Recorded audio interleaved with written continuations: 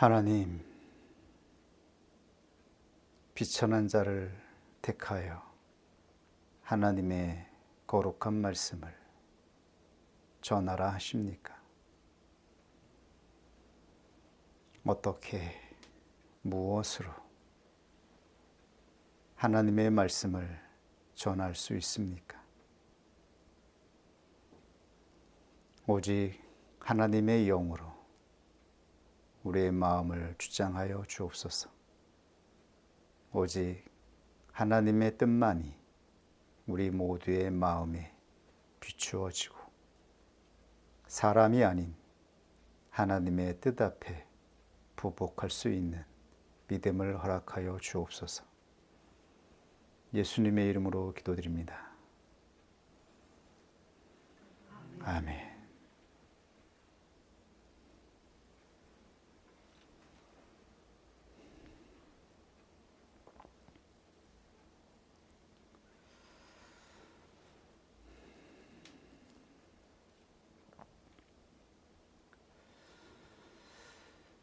구덩이에 빠졌던 요셉은 애굽으로 팔려갔습니다.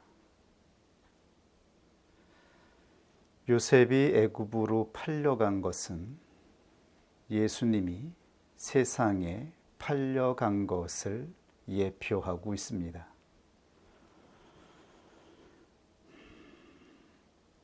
이 팔림은 형제들의 죄를 대신하여 팔려가신 것입니다. 예수님이 팔리신 것은 사랑하는 하나님의 자녀들을 위해서 대신 팔려가신 대속의 사건인 것입니다. 또 한편으로 요셉이 구덩이에서 구원을 받은 것은 부르심을 받은 한 영혼이 세상에서 구원받는 사건을 모형하고 있습니다. 우리의 인생은 한물 웅덩이와 같습니다. 아무것도 모르는 상태에서 부모의 슬하에서 자라다가 어느 날 우리 자신의 인생을 만나게 됩니다. 그때에 우리는 드디어 이 인생의 정체가 한물 구덩이라는 것을 알게 됩니다. 우리의 힘으로 아무리 힘을 내어 빠져나오려고 하여도 발버둥을 치고 몸부림을 쳐도 빠져나올 수 없는, 우리가 몸부림을 치면 칠수록 빨려 들어가는 한물 구덩이라고 하는 것을 보게 되는 것입니다. 그때에 하늘에서 내려오는 하나님의 손이 우리를 붙잡아 주셔서 우리는 모두 구원을 경험했습니다. 하나님의 손이 우리의 손을 붙잡아 주시지 않았다면 우리는 그 한물 구덩이에서 소멸되어 벌써 사라졌을 것입니다. 우리의 인생은 비참함 속에서 벌써 마감되었을 것입니다. 그렇다면 하나님은 왜 요셉을 애굽으로 보내는 것일까요? 왜 요셉은 애굽으로 팔려가는 것인가요? 이 사건에 담겨 있는 하나님의 뜻은 무엇인가요? 요셉은 온 세상 만민 가운데에 이 땅에 오셔서 세상을 구원하는 예수 그리스도를 예표하고 있습니다. 그리고 한편으로는 부르심을 받은 자들이 걸어가는 구원 여정을 모형하고 있습니다. 구약에 증거된 믿음의 사람들의 여정에는 항상 이중적인 의미가 함의되어 있습니다. 한편으로는 예수 그리스도의 구속 사건이 예표되어 있습니다. 그리고 또 한편으로는 부르심을 입은 자들이 걸어가는 구원의 여정을 모형하고 있는 것입니다. 그러므로 우리는 성경의 믿음의 사람들이 걸어가는 구원 여정을 통하여 이 두 국면을 보아야 됩니다. 이 두 가지 국면이 구별되어 보이게 되어질 때에 우리는 성경을 통해서 하나님이 보여주시고자 하셨던 하나님의 뜻을 제대로 보게 되는 것입니다.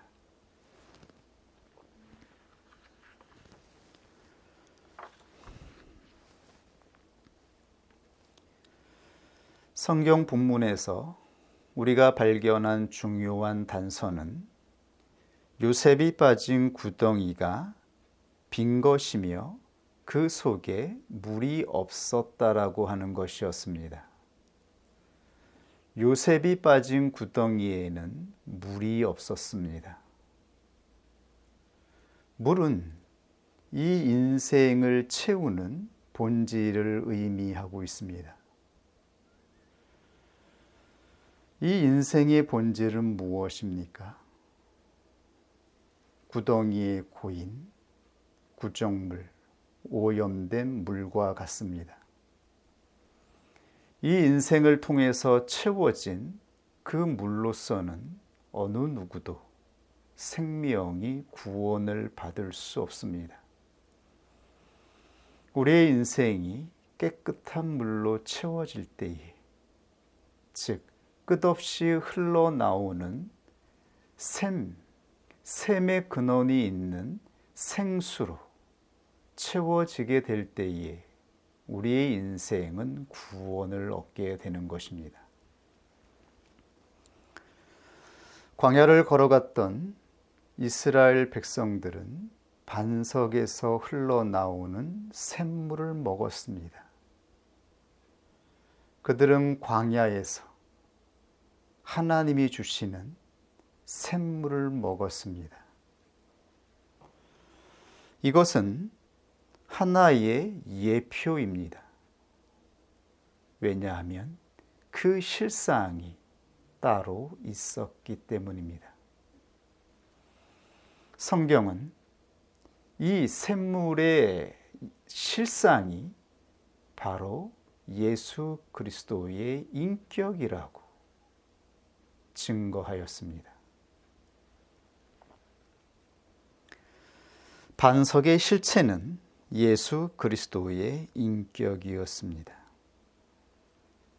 하나님의 말씀을 확인하겠습니다. 기록된 바 하늘에서 저희에게 떡을 주어 먹게 하였다 함과 같이 우리 조상들은 광야에서 만나를 먹었나이다. 예수께서 이르시되 내가 진실로 진실로 너희에게 이르노니 하늘에서 내린 떡은 모세가 준 것이 아니라 오직 내 아버지가 하늘에서 내린 참떡을 너희에게 주시나니 하나님의 떡은 하늘에서 내려 세상에서 생명을 주는 것이니라. 저희가 가로되 주여 이 떡을 항상 우리에게 주소서. 예수께서 가라사대 내가 곧 생명의 떡이니 내게 오는 자는 결코 줄이지 아니할 터이요 나를 믿는 자는 영원히 목마르지 아니하리라. 요한복음 6장 31절에서 35절. 한 구절 더 확인합니다. 예수께서 외쳐 가라사대 누구든지 목마르거든 내게로 와서 마시라. 나를 믿는 자는 성경의 이름과 같이 그 배에서 생수의 강이 흘러나리라 하시니 요한복음 7장 37절에서 38절.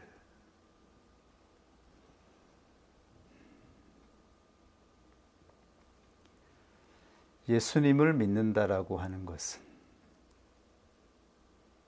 예수님의 인격을 영접하는 것입니다. 그리고 예수님의 인격을 영접한다라고 하는 것은 예수 그리스도가 걸어가신 길을 따라간다는 의미입니다. 많은 사람들이 예수 그리스도를 믿는다라고 말하지만 그들은 여전히 생수를 맛보지 못하고 있습니다. 생수는 예수 그리스도의 인격에서만 흘러나옵니다. 우리가 예수 그리스도의 인격에서 흘러나오는 생수를 맛보기 위해서는 그리스도가 걸어가신 길에 참여하여 함께 그 여정에 동참하여야 합니다. 만약에 누구든지 진정 예수님의 이름으로 부름을 받았다라고 한다면, 그리고 그가 진정 예수님이 불러주신 믿음을 따라서 부복하여 걸어가게 된다면 그는 그리스도가 걸어가신 길을 따라가게 될 것입니다.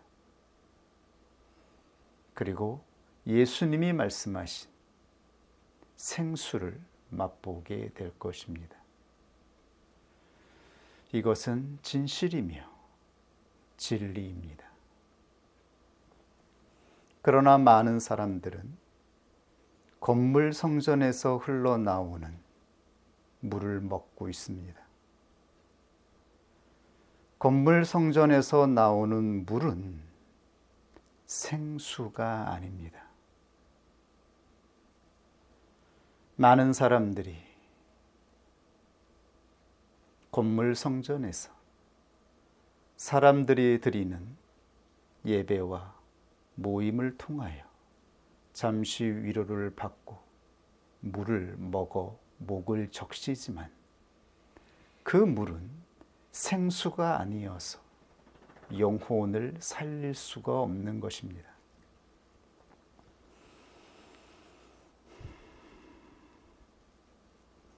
사람들은 겨우겨우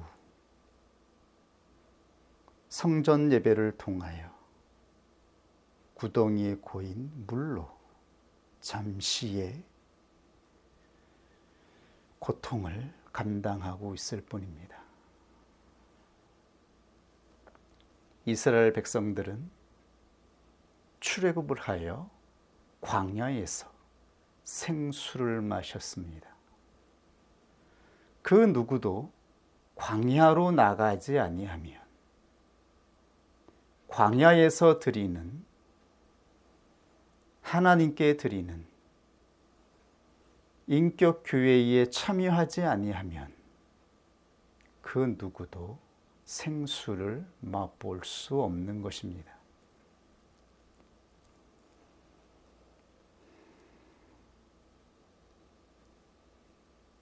광야에서 샘물을 낸 반석의 실체는 1400년 후에 이 땅에 예수 그리스도의 인격으로 나타났습니다. 그리스도는 구약에 나타난 예표의 실상으로 이 땅에 오셨습니다.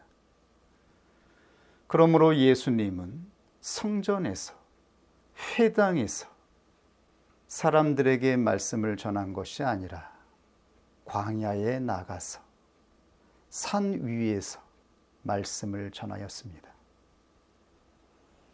누구든지 예수 그리스도의 인격에서 나오는 그 생명의 물을 마시고자 하는 자는 광야로 나와야 했던 것입니다. 눈에 보이는 성전에서 드리는 예배를 통하여 하나님이 말씀하시는 진정한 생명의 물을 맛볼 수가 없는 것입니다. 진정한 실상은 예수 그리스도의 인격 교회를 통하여 우리는 보게 되어지고 인격 교회에 참여함으로 말미암아 하나님이 말씀하신 생수를 맛보게 되어지는 것입니다.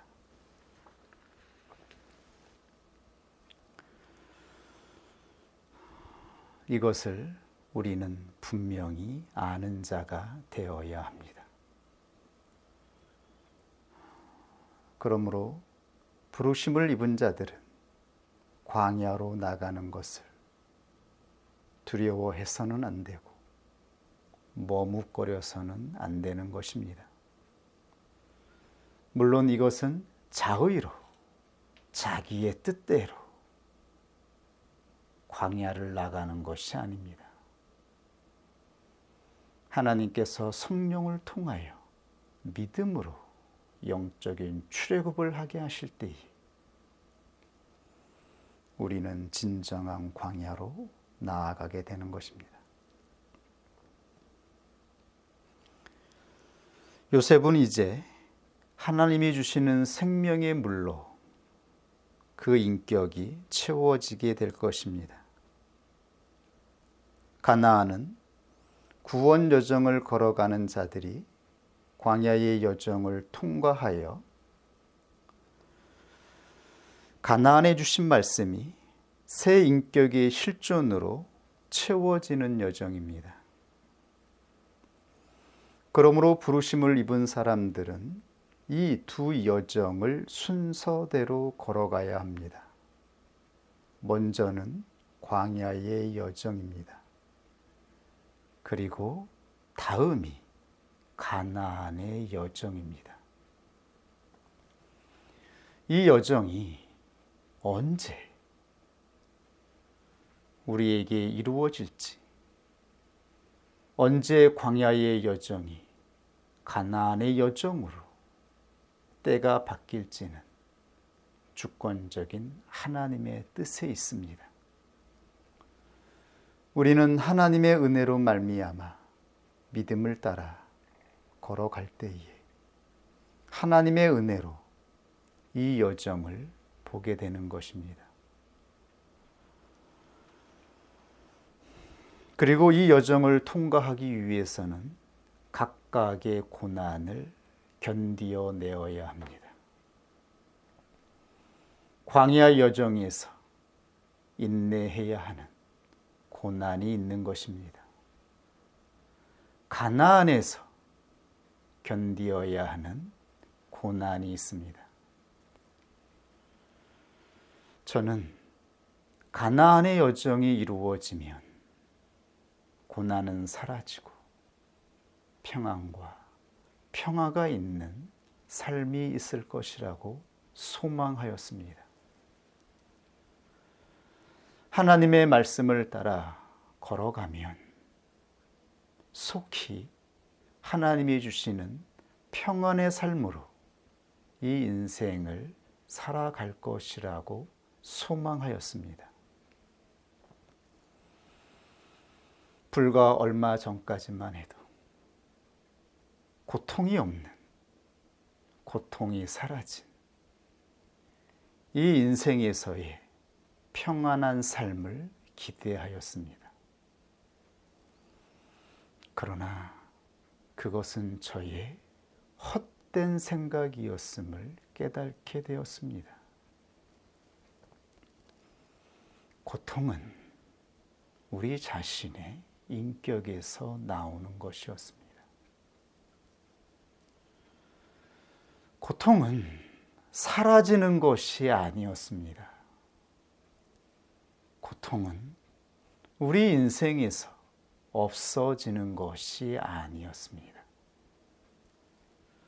하나님 앞에 믿음을 따라 걸어가고 순종하고 헌신하면 더 이상의 고통은 없을 것이라고 기대하였습니다. 그러나 이러한 생각이 얼마나 인간적이고 육신적인 생각이었는지를 깨닫게 하여 주셨습니다. 우리가 걸어가는 여정은 고통이 사라지거나 고통이 없어지는 여정이 아닌 것입니다. 이 인생 자체가 고통인 것을요. 이 인생 자체가 이미 하나님의 심판으로 정죄받은 것인걸요. 우리는 십자가에서 이미 우리 옛사람의 인격은 정죄받은 것으로 인쳐졌습니다. 이 의미는 고통이 사라졌다라는 것을 의미하는 것이 아니라 마땅히 우리의 인격은 고통을 받아야 한다라는 것. 우리 옛사람의 인격은 죄로 인하여서 고통의 인생을 살아가는 존재라는 것. 그러나 우리는 구원의 여정을 통하여 하나님이 주신 진리의 말씀으로 말미암아 그리고 그 말씀이 비추어 주시는 진실을 보게 됨으로 인하여서 이 고통을 짊어질 수 있는 믿음의 사람으로 세워지고 있다라고 하는 것입니다. 고통이 사라질 것을 기대하는 것이 아니라 이 고통을 죽을 때까지 짊어질 수 있는, 감당할 수 있는 믿음의 사람이 되는 것입니다. 그러므로 가나안의 여정도 우리는 우리에게 주어진 고통을 견디고 인내하여야 합니다. 이것을 인내할 수 있는 믿음이 우리의 중심 가운데 있는 것이며 그리고 이 진실을 볼 수 있도록 하나님께서 우리에게 말씀을 조명하여 주십니다. 그러므로 우리는 이 진실 앞에서 싸울 수 있고 힘들지만 이 힘든 속에서 결코 포기하지 않고 끝까지 견디어낼 수 있는 사람이 되는 것임을 이제야 조금 알게 되는 것 같습니다.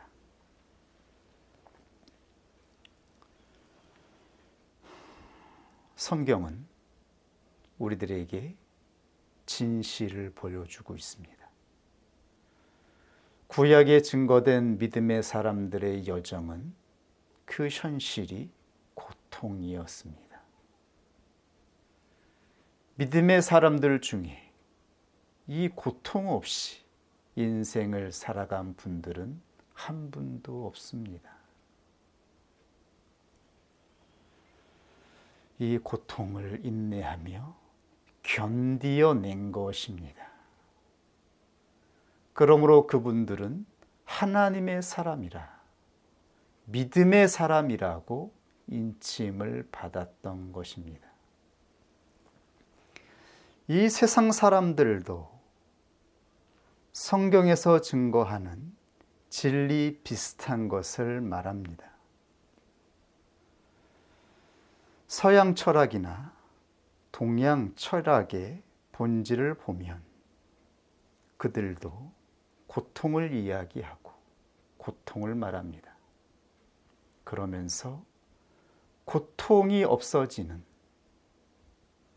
고통이 사라지는 그 어떠한 방법을 제시하곤 합니다. 예를 들면 동양 사유의 본질은 좌망의 경지를 추구하는 것입니다. 좌망은 가만히 앉아서 마음의 괴로움을 씻어내는 것입니다. 그런데 모든 마음의 괴로움은 상념에서 옵니다. 상념은 기억입니다. 우리 마음에 새겨진 기억의 조각들이 끊임없이 살아서 우리의 마음을 괴롭힙니다.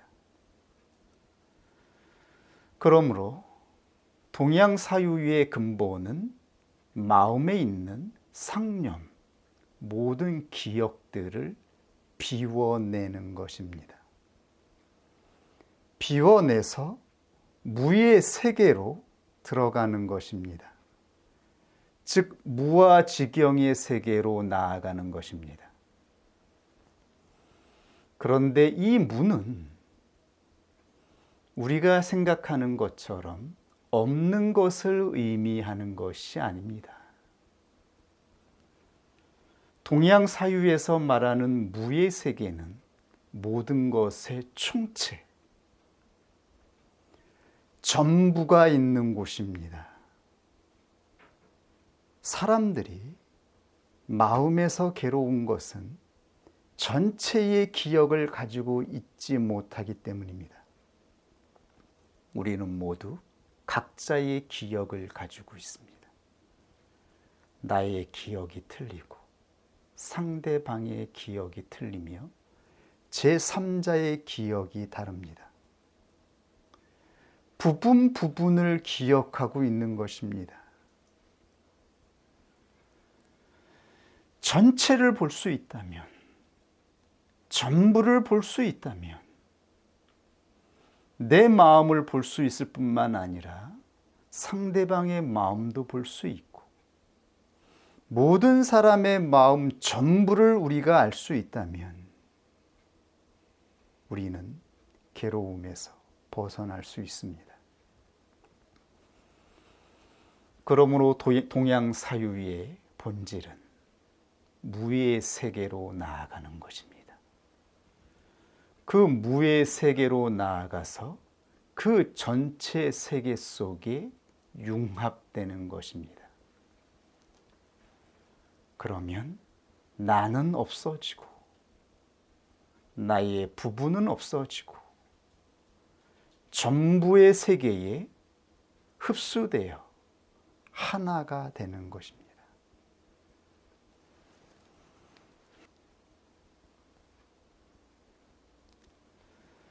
이들이 말하는 총체의 세계에는 기억이 없습니다. 자기 기억이 없는 것입니다. 불교에서 말하는 공은 자성, 즉 자기 속성, 자기 성질을 씻어내는 것입니다. 자기가 없는 무의 총체의 세계에 들어가는 것입니다. 그러면 우리의 고통은 사라지고 모든 사람은 해탈의 경지에 들어가게 되는 것입니다. 이것이 바로 고통이 없는 세계를 의미하고 있습니다. 그러나 이들은 성경에서 말하는 진리와 전혀 다른 것을 이야기합니다. 이들도 비워내는 것, 그리고 전체 속에 들어감으로 말미암아 진정한 존재가 되는 것을 주장하지만 이들이 말하는 전체는 인격이 없습니다.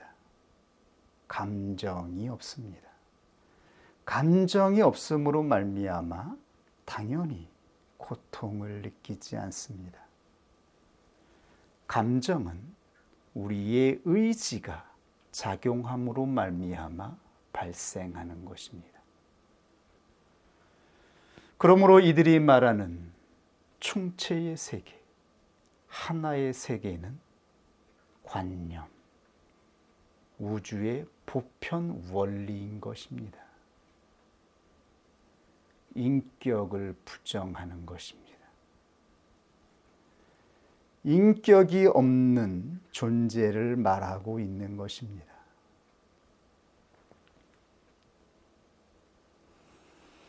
이들은 하나님의 인격을 부인합니다. 하나님은 I am, 나는 존재한다. 나는 있다라고 선포하셨습니다. 기독교에서 말하는 존재는 자기 속성을 가진 인격을 의미하는 것입니다. 하나님은 속성을 가지고 있는 인격이시다. 이것이 그리스도교 신앙의 대전제인 것입니다. 동양 철학이나 서양 철학에서 말하는 길과 성경에서 말씀하고 있는 길은 그 근본에서 차이가 발생하고 있는 것입니다. 우리는 인격에서 출발하고 있는 것입니다. 하나님은 우리를 인격적인 존재로 창조하셨습니다. 그러므로 인격은 자성을 가지고 있으며 자기 품질을 가지고 있는 것입니다. 이 품질을 가지고 있는 자가 다른 인격과 연합해 가는 과정을 말씀하고 있는 것입니다.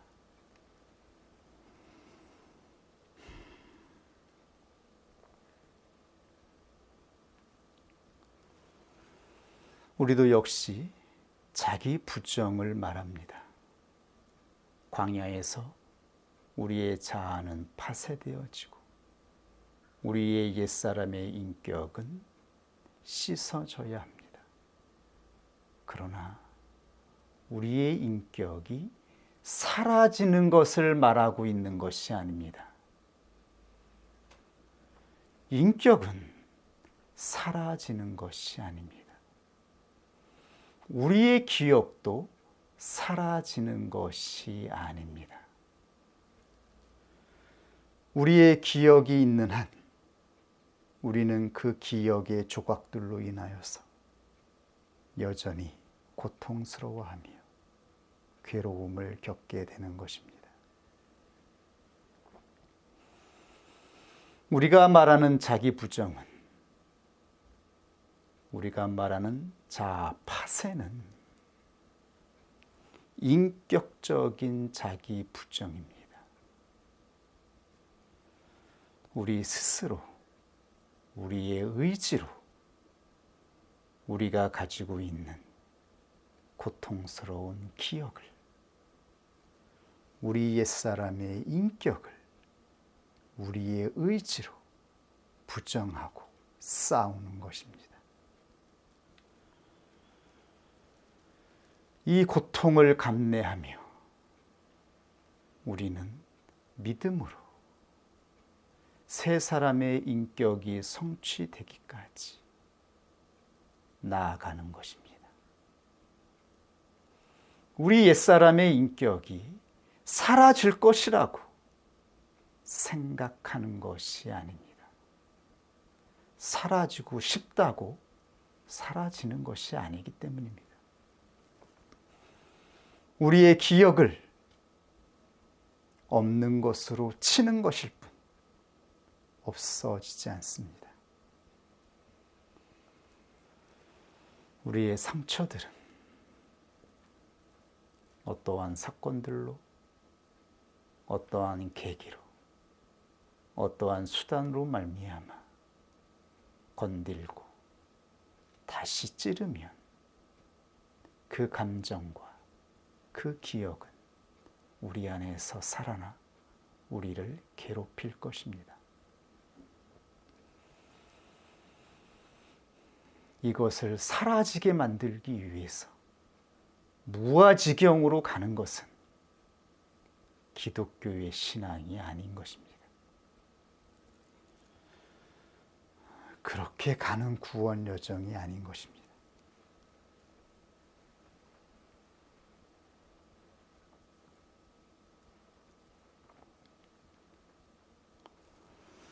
야곱의 구원 여정이 옛사람을 부인하고 씻어내는 과정을 모형하고 있다면 요셉의 구원 여정은 가나안에서 채워지는 여정을 모형하고 있습니다.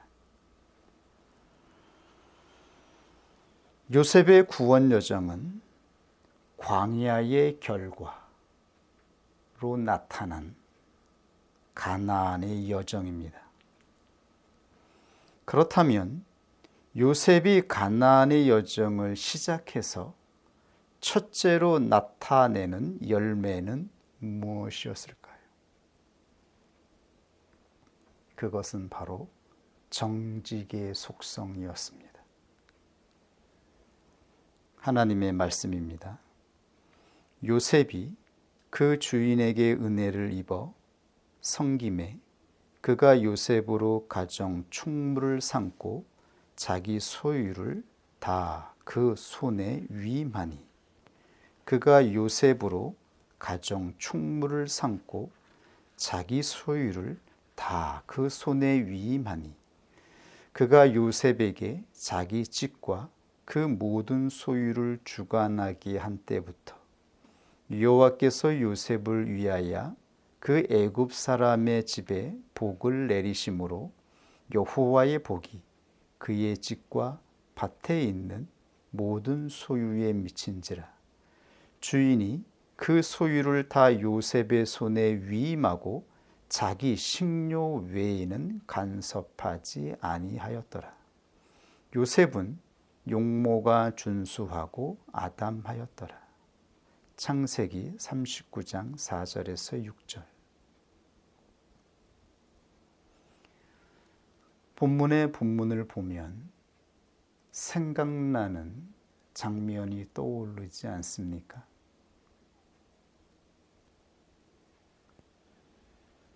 보디발은 노예로 산 요셉에게 그의 모든 것, 전부를 위임하였습니다. 그리고 한 가지만 금하였습니다. 이것은 에덴 동산에서 흙으로 빚으시고 창조한 아담에게 하나님께서 자신의 전부를 맡기신 것과 동일한 것을 모형하고 있습니다. 이 모습을 보십시오. 하나님은 아담에게 전부를 위임하였습니다. 모든 것을 내가 임의로 먹되 이 모든 것을 다스리되 하나 선악을 알게 하는 나무의 열매만 먹지 말라. 이 하나를 금하신 것은 너가 있지만 내가 있다라는 의미를 담고 있습니다.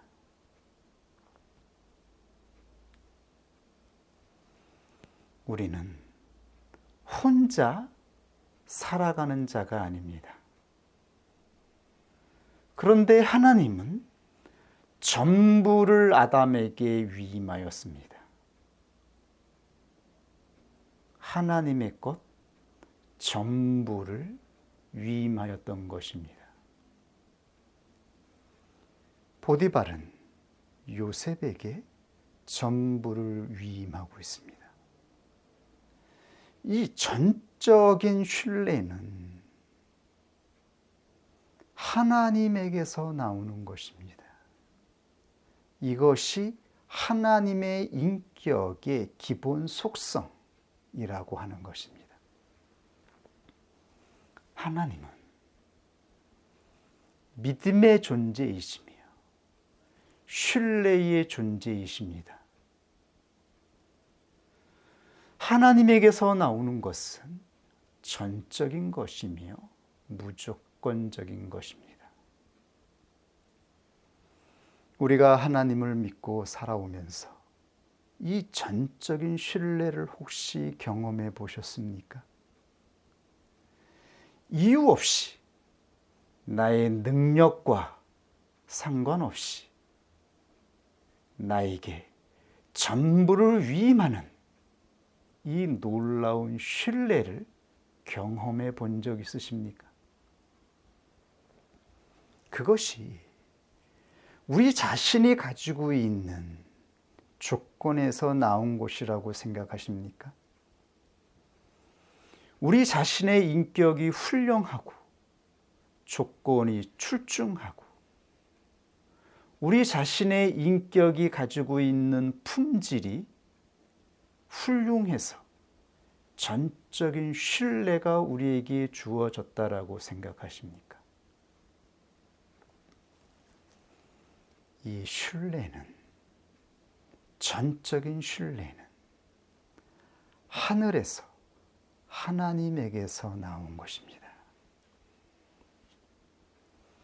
어떻게 보디발은 처음 본 요셉을 전혀 경험이 없던 노예에 불과한 한 소년에게 모든 것을 위임할 수 있었을까요? 그는 하나만 금지하였습니다. 자기의 것 하나. 이것이 하나님의 인격입니다. 하나님의 사랑입니다. 하나님은 우리에게 전부를 허용하시고 전부를 주십니다. 그리고 하나만, 하나님의 영역을 우리의 마음 안에 구별하라고 말씀하십니다. 그러나 타락한 우리의 인격은 어떠합니까? 전부를 요구하고 전부를 상대방에게 원하면서 상대방의 것은 하나만 인정해 주지 않습니까? 우리의 이기심과 우리의 자기는 어떠합니까? 그럼에도 불구하고 인본주의자들은 하나님께서 사람의 자유의지를 속박한다라고 곡해하고 왜곡하고 있습니다. 전적인 신뢰는 하나님에게서 나오는 것인데 말입니다.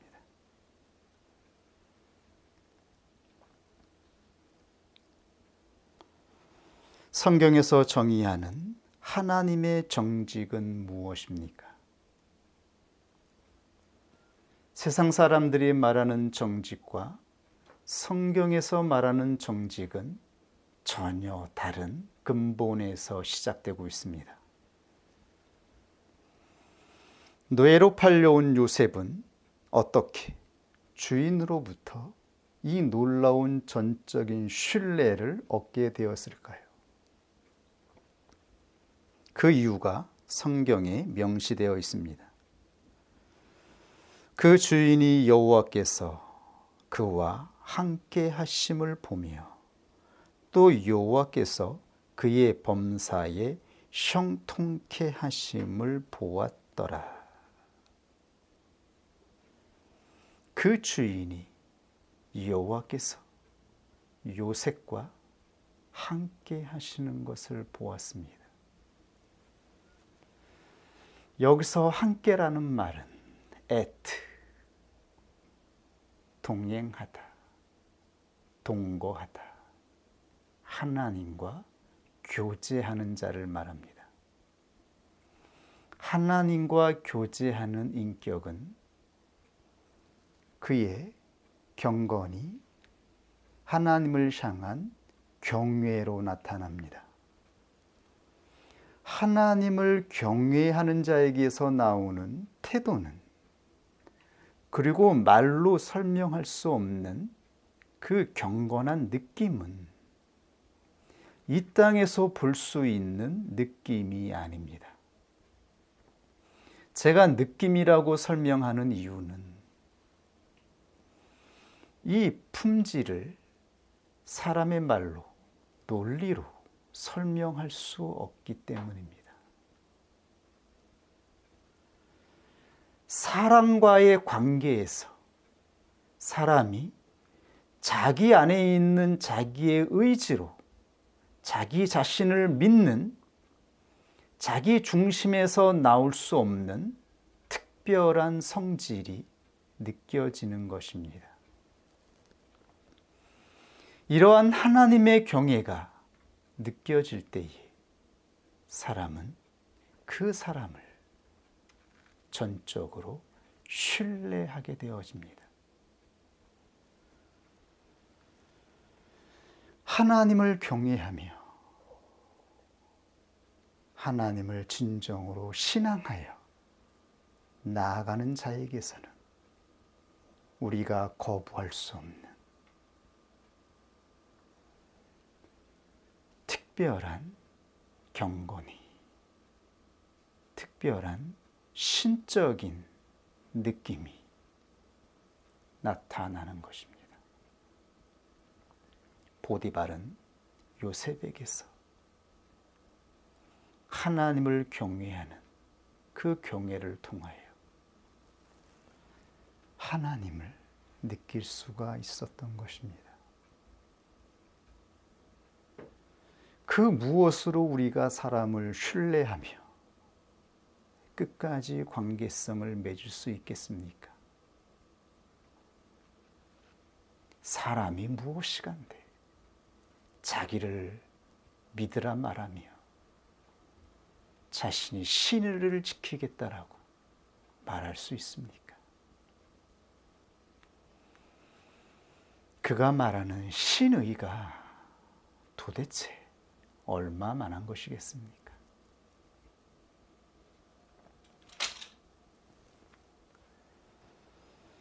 그리고 하나님은 하나님을 경외하는 요셉의 일상을 형통케 하셨습니다.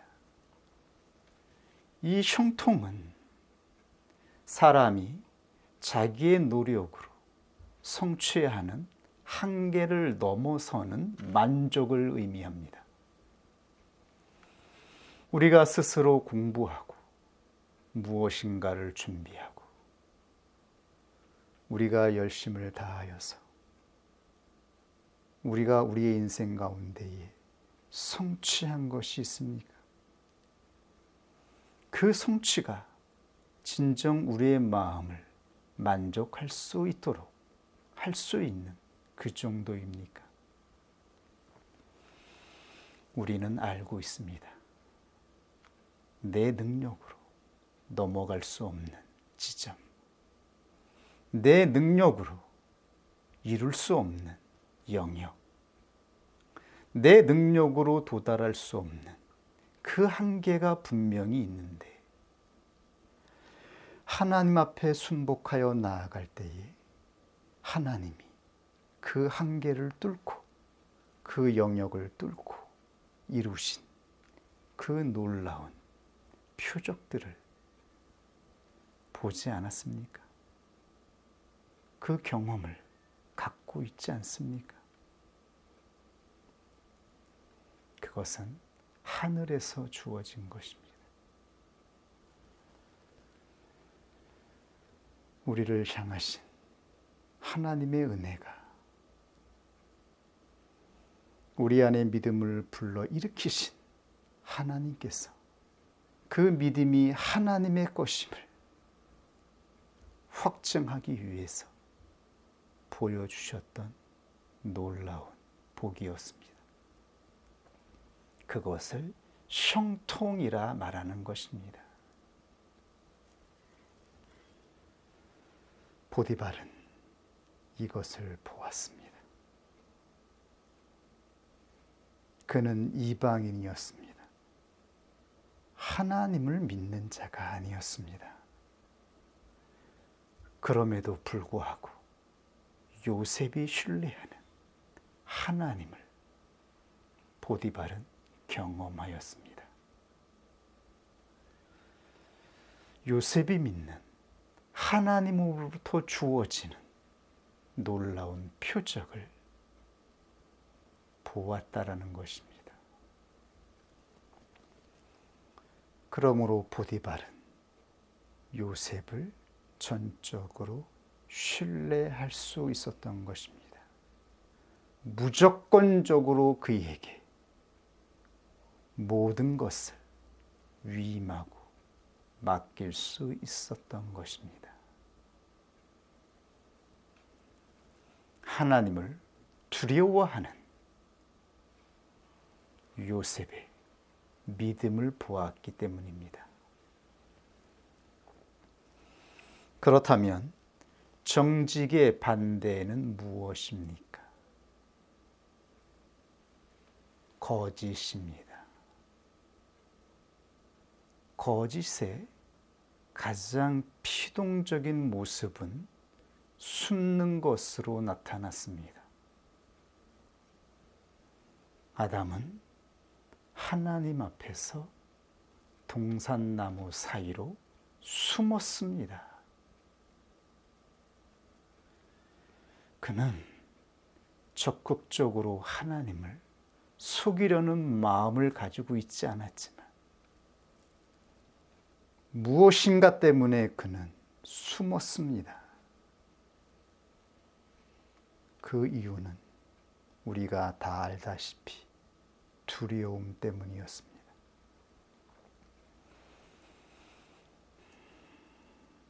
우리의 관계성을 파괴하고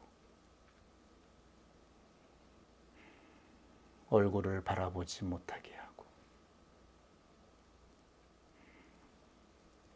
우리의 마음을 고통스럽게 하는 이 괴로움, 그 근본에는 두려움이 있습니다. 그 두려움은 바로 죄에서 나온 것입니다. 아담의 죄로 말미암아 두려움이 발생하였습니다. 그렇다면 성경에서 말하는 죄가 무엇입니까?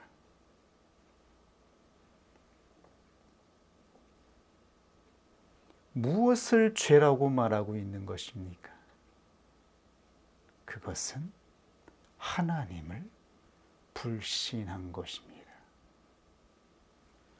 전적으로 신뢰하여 모든 것을 위임하신 하나님 앞에서 하나님이 남겨주신 단 하나의 영역을, 그 영역마저 자기의 것으로 취하기 위해서 욕망한 것입니다. 하나님의 인격은 은혜입니다. 그는 기꺼이 모든 것을 주셨습니다. 모든 것을 위임하셨습니다.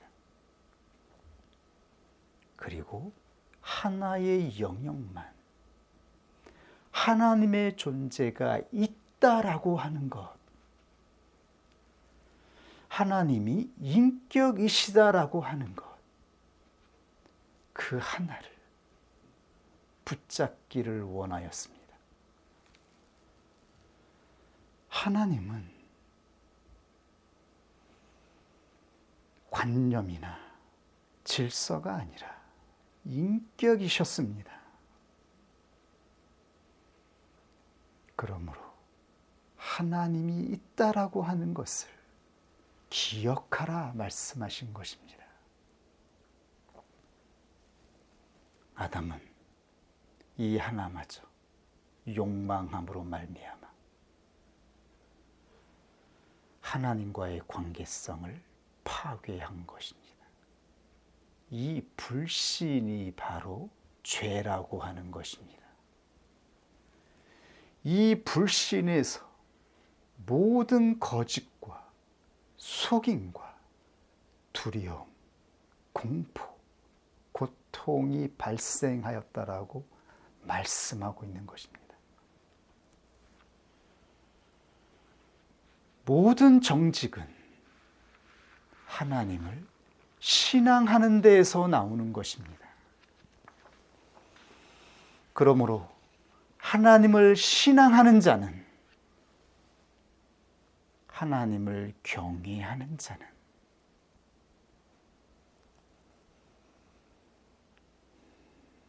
정직을 향하여 나아가게 되는 것입니다. 정직을 채우는 자로 나아가는 것입니다. 단순히 옳고 그름, 무엇을 하고 안 하고, 작은 사실을, 표면적인 사실을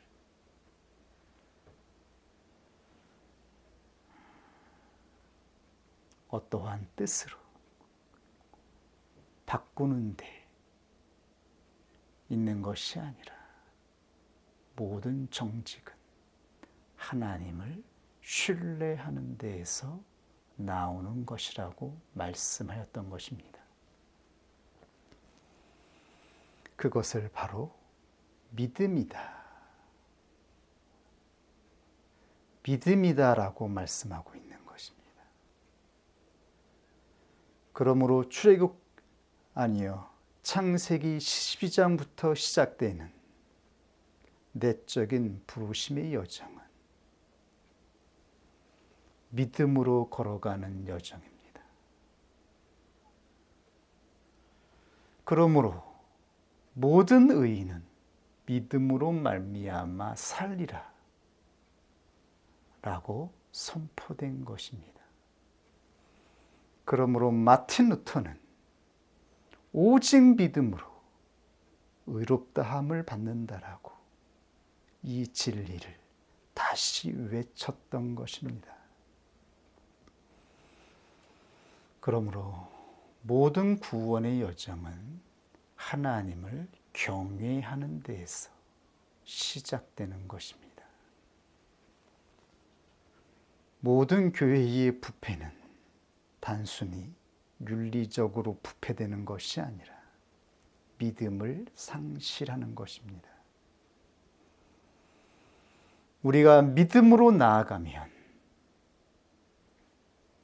이 믿음으로 나아가면 가나안의 여정이 성취되는 것입니다.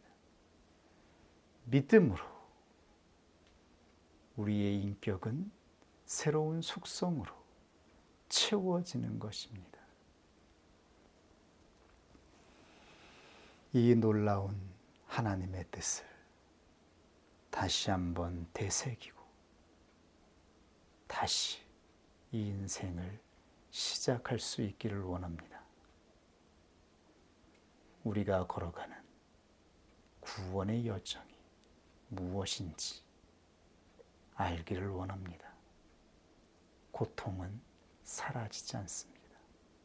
우리의 인격이 사라지는 것이 아닙니다. 인격적으로 부정하고, 인격적으로 결단하고, 인격적으로 우리의 고통을 짊어지고 믿음으로 발버둥 치면서 믿음으로 나아가면 이 믿음의 실상이신 예수 그리스도께서 우리의 믿음을 인정하실 때에 하나님께서 우리의 믿음을 나타내실 때에 새 인격이 성취되는 것임을 명심할 수 있기를 원합니다. 우리 같이 하나님 말씀 앞에 기도하겠습니다.